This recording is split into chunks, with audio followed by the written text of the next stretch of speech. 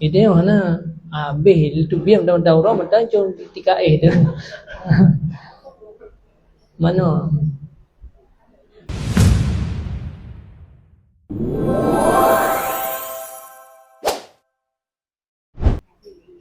Nakala Nabi sallam al-karama fit taqwa wal ghina fil yaqin wasyaraf fit tawadhu.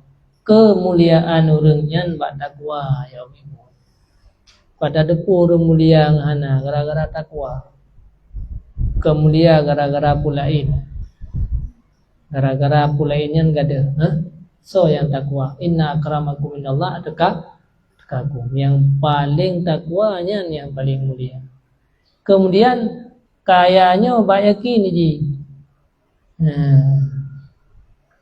Kayanya bak yakin ke Allah. Miauru yakin ke Allah kaya. Dia dicem tapi kaya. Nak kasih ni dicem. Mana nak kasih? Ana 12 buah ana ana ada hutang mesti lebih. Ana 12 alien asoto lah mana kalau kut nombor ni. Dia mengah berangkat BO ana dia pertama ya tanah dia dah berangkat dia kerja. Iji dia mengah berangkat. Maka kaya tha mana orang dia 2 buah ana utang berapa ya. Dia meninggal dia ana usah gara-gara dia. Belaan dan pesanan ana susah ana lo. Gara-gara dia udi. Yang galan duk nanji kau dip dia. Mana bambunga kai bi mampa kuri ku. Itu mentang lam dika kan? Mana ka? Kan kana itu iku ke iku. Nyanduk hebat mana dia iku ni galan. Iku le mana ya na? Ibantu urang lain ibudah na terba urang ibudah gara-gara tu mana. Ulah urang rezeki kau. Yang galan haya mana? Cukup jai bi mampan. Ha menjang tu boh kai bi mampan ku yang lain. Iku mata boh ya. Monyo hana itu bi mata roi ku tapi. Bega jaga ku urang. Bega jaga orang.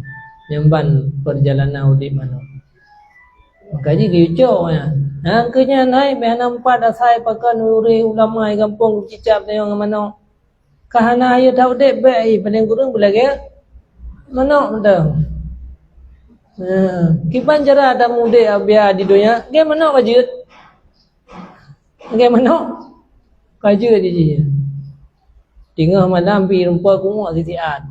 Tengah malam mana? Boleh malam kena ku dia ka cahaya rupa ku dia. Suara yang dicinta oleh Allah suara mana? Maka di antara mustajabah doa ya, pada ku mana? Karena manonya niku pada saat para mereka suara.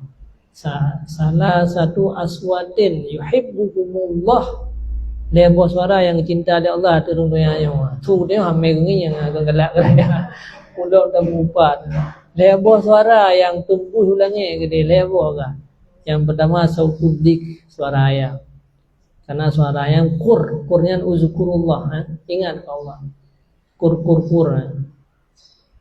Yang kedua al-mustaghfirina bil ashar. Orang yang menyesal lagi ampun ba Allah ba tengah malam. Yang cukup hawa ke dengar sunyian oleh Allah. Yang kesunyian yang hawa tak ke dengar oleh Allah. Su mana? Makanya dia berdoa. Su orang yang istighfar. Yang kelaya orang yang baca Quran. Yang kelaya bosnya kulit tak ada musuh dia. Menggalak dan Allah nada. Belo tayo paghabang ko. Hana mugalak.